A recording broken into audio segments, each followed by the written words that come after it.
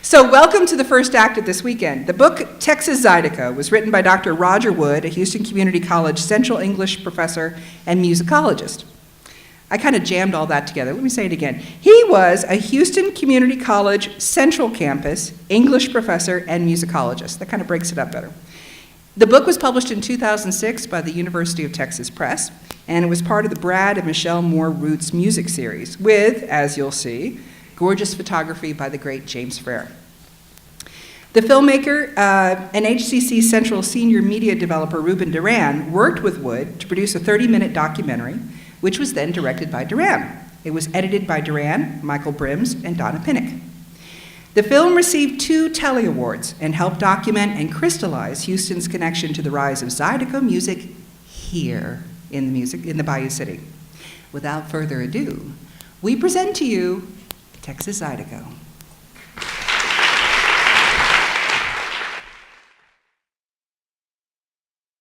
Dr. Carl Lundahl is our moderator this evening, and we are so very excited to have him with us tonight. Carl is absolutely a superhero in my book. If you're into folklore, you know who this man is. He's a fellow of the American Folklore Society, a Fulbright Distinguished Scholar, see, I have to have notes to be able to do this. A folklore fellow of the Finnish Academy of Sciences, and an internationally recognized authority in folk narrative, medieval folklore, folk tales and legends, festivals and celebrations, folklore field work, traditional healing strategies, and ways in which folk cultures seek and exercise covert power. Like I said, this man's amazing. Ladies and gentlemen, without further ado, I would like to introduce Dr. Carl Lundahl.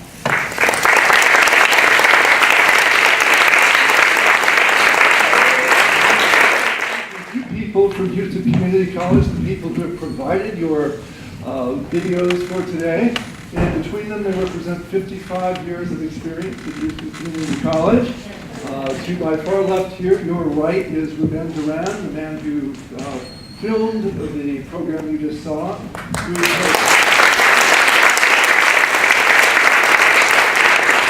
For 22 years, is it?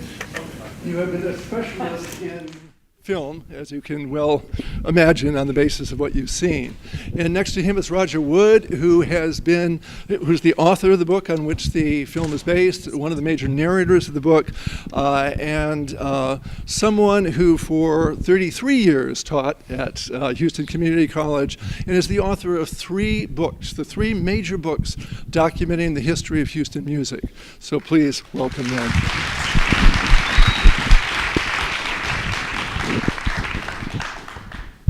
It is blinding here. We feel we're in a lineup. Yeah. And I'd like to begin actually simply by mentioning that we are here in the cradle of the world of Zydeco. That this theater, the Deluxe Theater, is right at the southern tip, a little bit south of where all this music was produced. And I'd actually like us to talk about that a little bit. What happened on Lyons Avenue, right across the street from here, which was a vital musical scene, and what happened a little bit north of here in Frenchtown. Yeah. And I want Roger to join me for this, okay. But I wonder if Joe Norman, who was pictured in that film, could also join us here. May I loan you my chair for a while? Because this man was born within feet of this theater. Not born here, but lived within feet of this theater. And he was born in Opelousas, or near Opelousas, Louisiana, but his family moved here when he was quite young, as was the case with so many folks from other areas. Joseph Norman's a good friend. And if you want to know where Zydeco is happening anywhere in the state of Texas, go to zydecoevents.com. He manages that website. It will tell you where the church dances are. It will tell you where the festivals are. It will tell you where the Zydeco trail rides are. It will tell you where the restaurant gigs are, and of course the nightclub gigs and special events. So he is a great Zydeco promoter.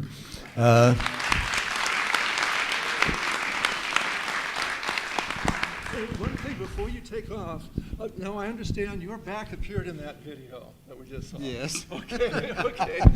And I'd like to recognize everyone here who was in that. Well, another was a woman you saw dancing a couple of times and who actually spoke on camera about being a folk dancer is our friend Gay Ann Gustafson, who is, I believe, over here.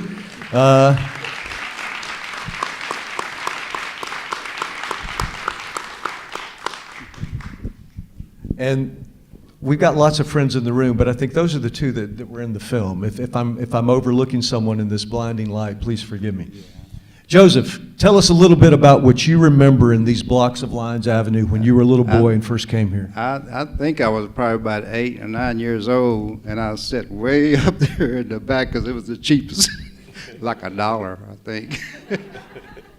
But I grew up in the area, graduated from Phyllis Wheeler High School, attended E.O. Smith Junior High School, which is the building that they're building in construction right over here. And I remember too much. What was directly across the street? Matinee, Club Matinee. And we'd see a lot of, back in the day, a lot of the artists, oh gosh, from B.B. King to Bobby Blue Bland, and you can just keep on going. The Matinee was the place.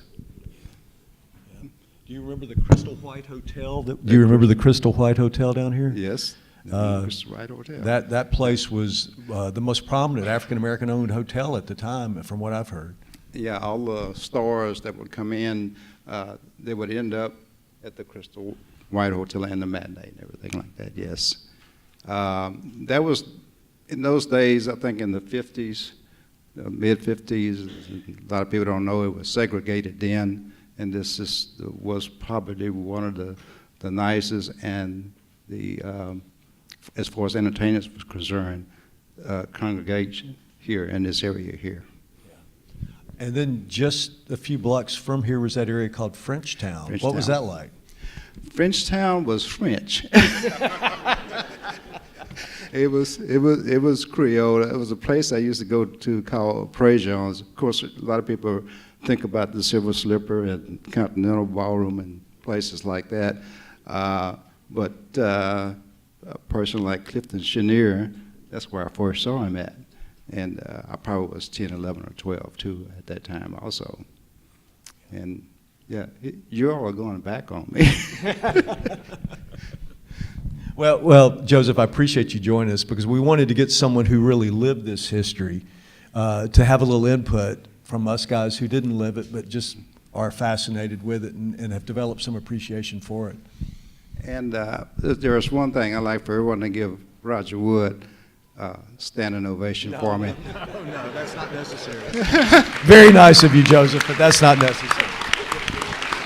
Because believe me, if it wasn't for this man, a lot of people wouldn't know what Zydeco is all about and what Houston contributed to Zydeco. Thank you, Joseph.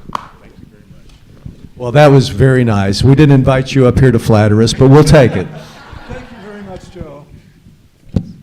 Thank you, Joe.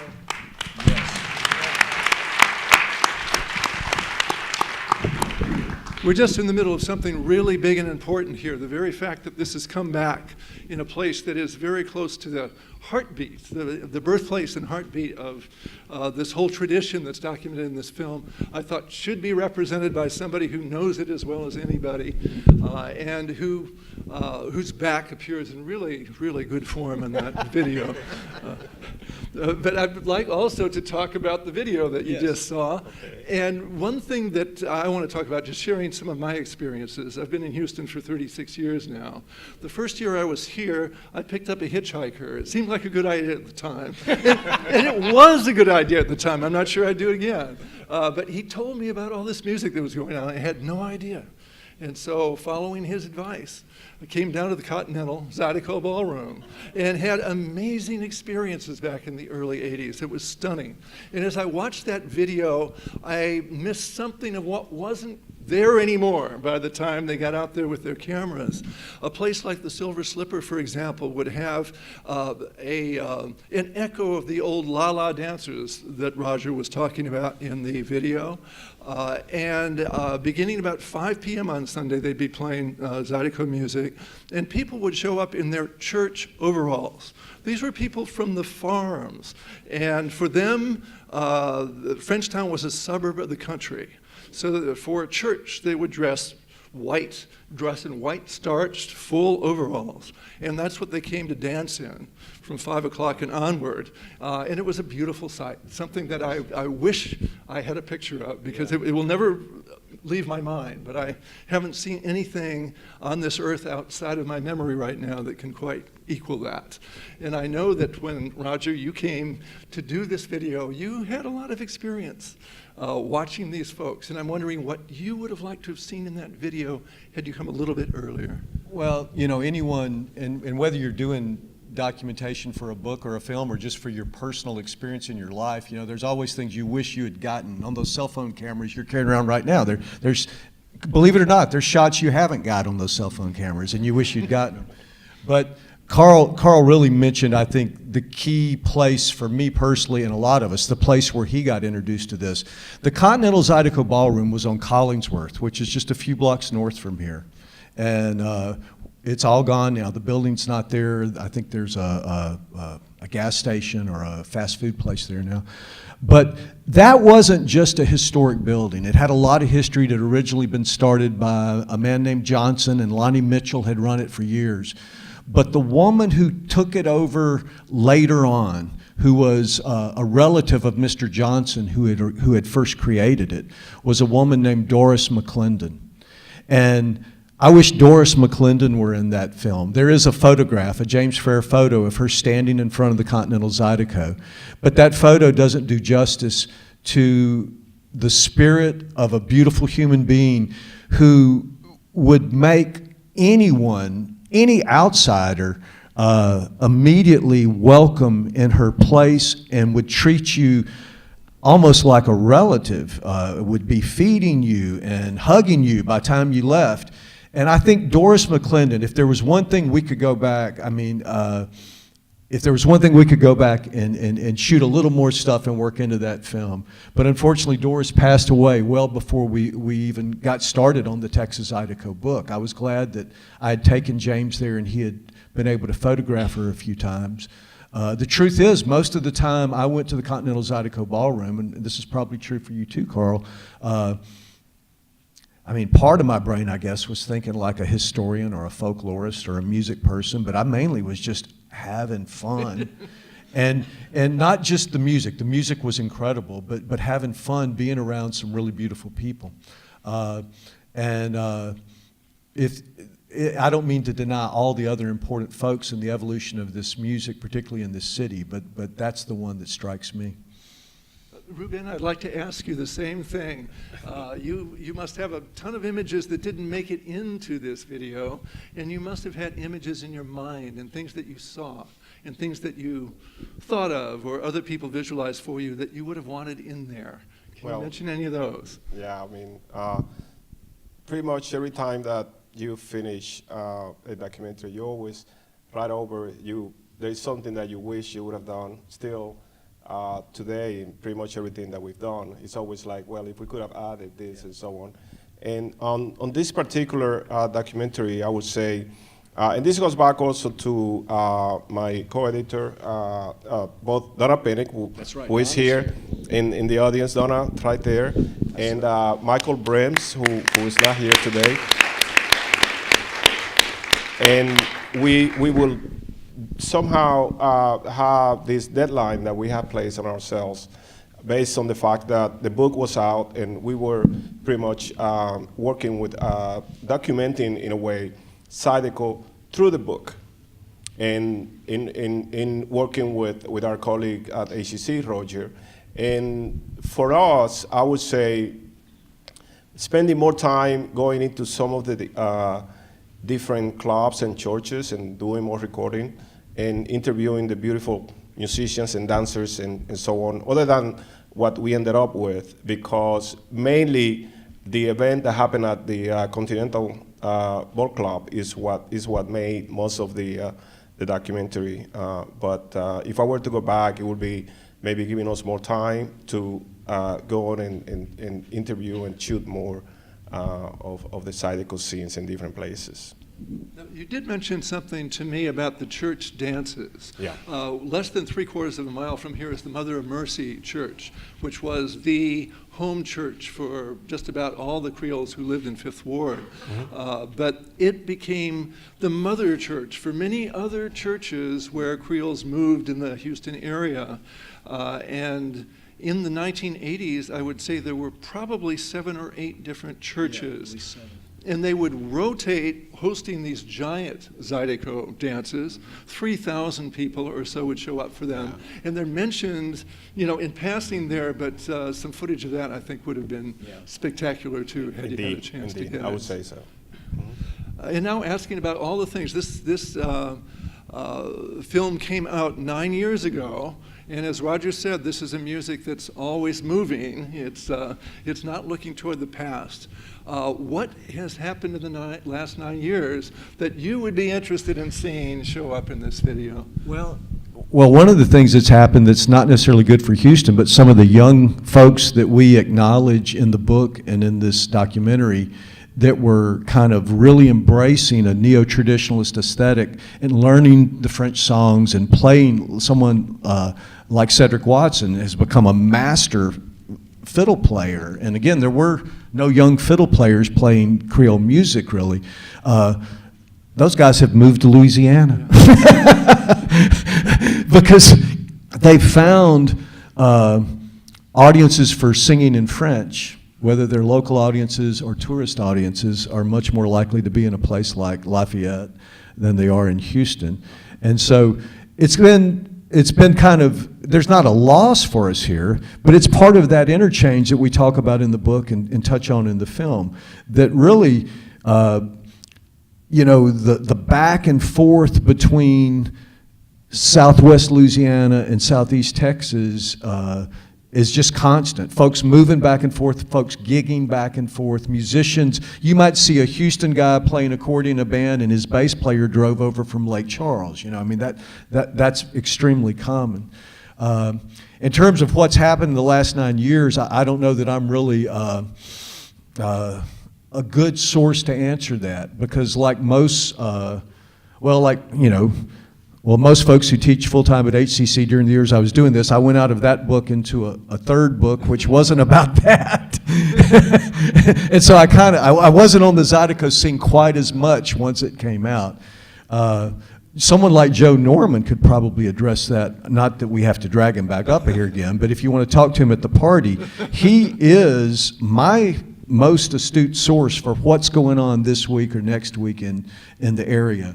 And again, ZydecoEvents.com, whether it's just a one-time whim or whether you're really interested in connecting with what's going on, that's the place to look. That's where everybody I know in the Zydeco community turns to find out. That and a few radio programs to find out what's going on. Yeah. That's how we would plan our schedule. So Yeah, we're going and shooting. Yeah. Going to ZydecoEvents.com and then going in. So maybe we should have all our questions referred to Joe after this point, and we'd be very happy to do that. But one of the questions I guess I have now of everyone is where you see the heartbeat of Zydeco now. I miss the Frenchtown music. I miss the places that aren't playing here anymore, and the incredible vitality and difference that you experience with all those clubs being active. Would you say the church dances are? Well, and one thing I will mention, and Joe Norman, please speak up and add or correct me if I'm wrong. I don't think it's open more than 1 or 2 nights a week, but we mentioned the Silver Slipper many times, which is on Crane Street. Again, just a few blocks north of where we are right here. Crane runs parallel to lines. The Silver Slipper, I believe, Joe, do you know on this, is Curly Cormier still opening that up at least on Saturday nights?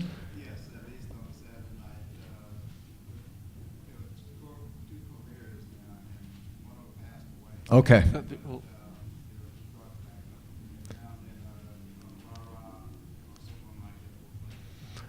And so, if in terms of where the center of what's happening is, I'm not sure what the answer to that is right now, but if you wanted to visit a place, and on a Saturday night, it could be a Zydeco band in there, it could be a rhythm and blues band. I'd have to get updated on this. Curly Cormier had a really cool rhythm and blues band that would play there a lot. They were called Curly Cormier and the Gladiators. And I thought, well, that's an odd name. I said, why did you call it the Gladiators? He said, because if you come see us play, you'll be glad you came. But anyway, that's a place that occurs to me that we could walk to from here if we were so inclined. Now, I will tell you, not in Frenchtown, not part of this traditional community. But many of you probably know where Kirby Drive runs through Houston. And just south of 59, down near the Rice Village area, there's a club called the Big Easy that faces Kirby. And on Sunday nights, every Sunday night, starting at 8 p.m., there is free Zydeco in there. That's where I first met, I think, Gay Ann Gustafson and several other people. Like, who is this beautiful woman in here dancing with all these people so well? Because the dancers turn out for that. A lot of the Zydeco folks will be on a Sunday night at the Big Easy. And again, that they don't charge any admission for that gig. They have different bands there each week. But that's a regular place to hear the music that's close to where turf that some of you probably know a little better. That's right. Jack's Bar and Grill on North Shepherd is an amazing. The opening shot of this documentary, when the guys were dancing at the very start, that was shot on a Friday. They still start around 6, Joe? 6 o'clock on Fridays. I was amazed the first time. Someone said, well, man, you got to go to Jack's at 6 o'clock on a Friday. I said, that's a weird time. But I went, and there were hundreds of people in there dancing to Zydeco. And you can eat well there, too, by the way. You can go in there. If you don't want to dance, you can just eat and dig the music and watch all the great dancers. But that's a good place, too. In terms of the old traditional places, though, I don't really know, as is the case, as we live on, I don't really know where to send you other than the Silver Slipper. Well, I don't know how we're doing for time because we got to see parts of that movie. I think folks are ready to go to the party, but there might be a question someone's dying to ask. That's what I'm thinking. If we can't see you, but if you have any questions for Ruben and Roger, they would love to answer them. Anybody, can we bring the house lights up just a little bit so we can see? Just bring those down. Anybody have a question? now we can see you. Anybody have a question? All right. Well, thank you very much, gentlemen.